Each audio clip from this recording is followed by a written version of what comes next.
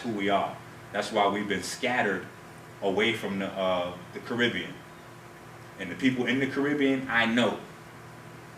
I got Jamaican family and Haitian family down there. They're so brainwashed. Skin bleaching lotion is not selling anywhere on earth as fast as it's selling in the Caribbean. Jamaica is getting decimated by skin bleaching right now. And it just so happens that there are more churches in Jamaica per square mile than anywhere else on earth. Just saying. Just saying. So add that part in. All right? But Egypt, all right? I'm tired of people telling me that this means burnt faces and blah, blah, blah. No. Egypt means the house of the Ka of Ptah. The Ka is the spirit, the light body. It's important to understand this because we got to understand who we are, right? Our canon, our ancient ancestors left us is called manifesting in the light. The city where they put all these things at is called the house of the light body of Ptah. Ptah is one of the oldest created gods. In fact, he wasn't really a god. He was a man that became deified.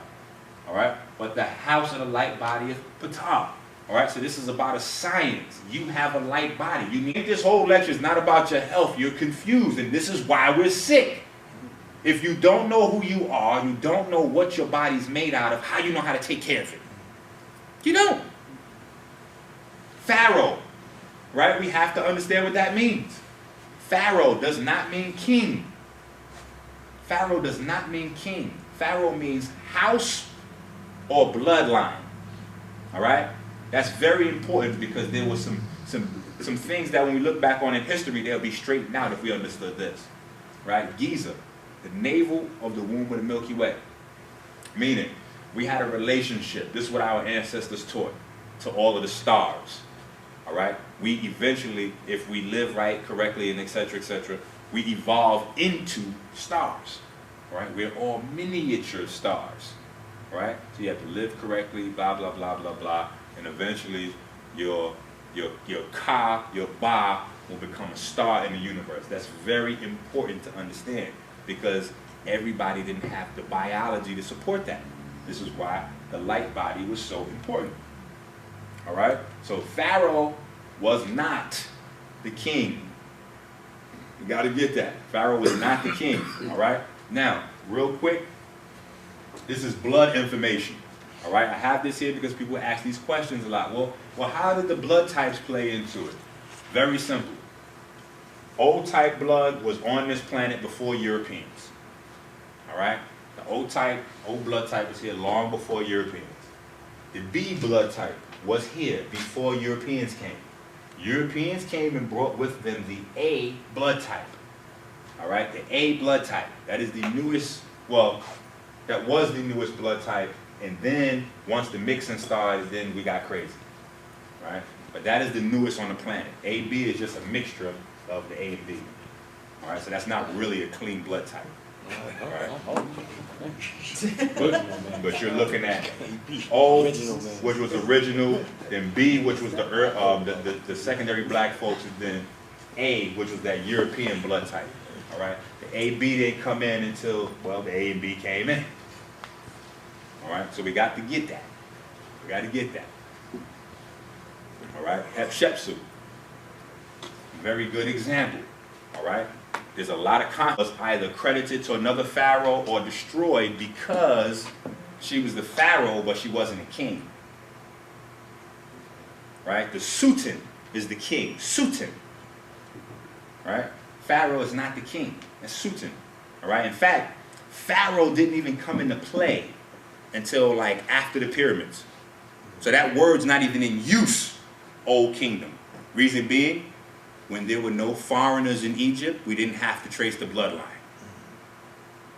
Once foreigners and everybody comes in, now, oh, hold on. No, we all family. No, but you can't be like royalty because you're not family, you play cousins. We had play cousins even back then, right? So, we gotta know. Okay? So the Khemetic. This is the glyph for the Ka. Now, why is this important? I'm gonna show you. Because when you do this is one of the oldest prayer forms. Stand barefoot out in the grass, a park that's really connected to the earth. Because like in New York, we got a lot of subways. So you might be at a park, but under that park is the subway. So it's not really connected to the earth. So you connect barefoot in the grass, feet ground. Why? Because the earth has a magnetic frequency. So does your body have a magnetic frequency. That's supposed to be grounded every so often. There's no animals on earth that's disconnected like forever. We're the only ones that don't touch. Like, when I ask this question, sometimes people really have to ask, they like look like, well, damn, I don't even remember. When's the last time you were in contact with the earth? Like, we live on it, but we don't realize, when's the last time we got with pavement on top of it? When's the last time we connected with the planet? If a baby doesn't connect with the mother as an infant, the baby could die just from not being loved and touched. Why? Because the baby's not being sent those frequencies. It's bigger than the actual physical act. That's what I be trying to establish. You don't have to like believe in fairy tales to see magic at work. All you gotta do is have a baby one time and you can see magic all around you. Any woman.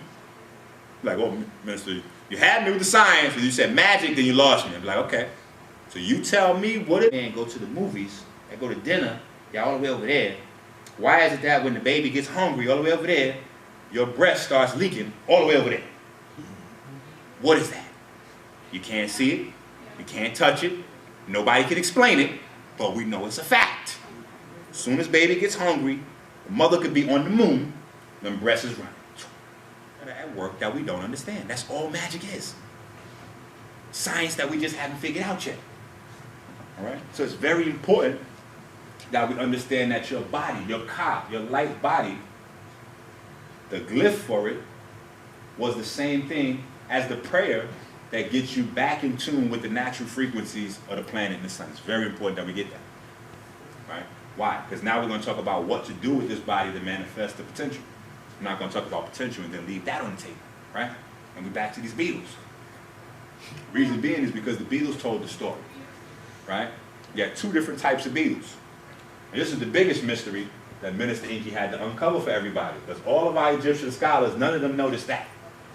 That was the big elephant sitting in the room. Because when you go through the Egyptian, in Peru, right? When you go through the Egyptian pantheon of information, you keep hearing about this Beatle, two Beatles, but we only know that one Beatle exists, so then we lost. Now everything is relegated to the land of myth, mythology, and boom, boom. So you figure out that white folks been playing word games with you, and there is another Beatle right here. We know if the other Beatle was the Firefly. See, we didn't know that was a Beatle though. But now smartphones, everybody can take out their cell phone. Boop, Google search. Is a Firefly a Beatle or a fly? Pull up. That's a Beatle. Why is that important? Because the difference between this guy and this guy, besides the flying, right, is that this guy lights up. And this is the difference between your biology and everybody else's. The same Lux genes you have.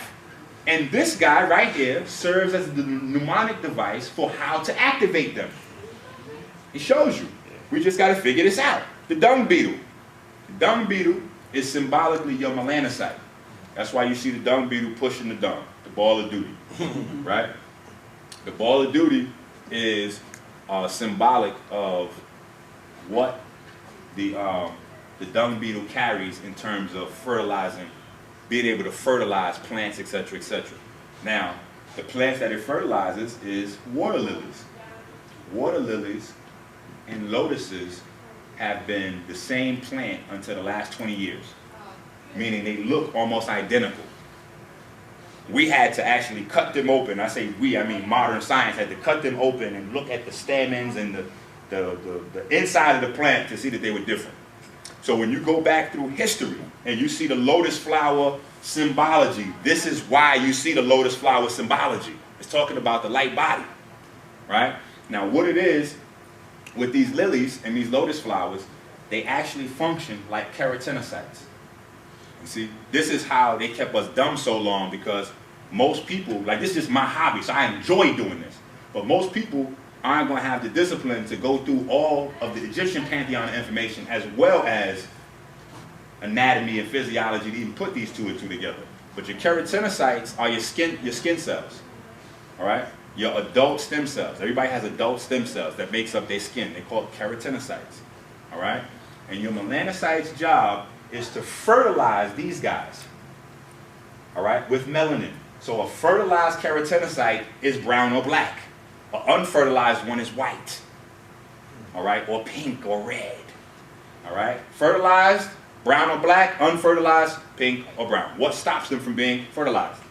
At the same time as the melanocytes are trying to get to these keratinocytes to release what's called the melanosome, so the melanosome can actually impregnate them with the melanin, white blood cells are on the lookout to release their lysosomes, and they got beef, like the Bloods and the Crips. So white blood cells on deck, and they gang is riding a little bit harder, you're not going to have no pigment.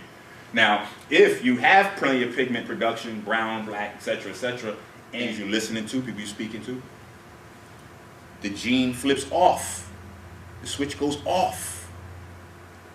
Melanocytes no longer are rolling around with the same strength that they were before in your body. Now white blood cells pick up the pace. They start winning. They start eating these keratinocytes because they do. It's called vitiligo. And the person starts to become white. Michael Jackson. It's called vitiligo. Very simple. Every one of your melanocytes has to take care of, every melanocyte is responsible for up to 30 or 40 of these guys, right? Up to 30 or 40 of them. Well, the falcon, what we have to understand is that, like aeronautics, the law of flying, air is considered a liquid because air is a plasma, just like water is. So when you look at a falcon is the fastest flying bird. Fastest flying bird.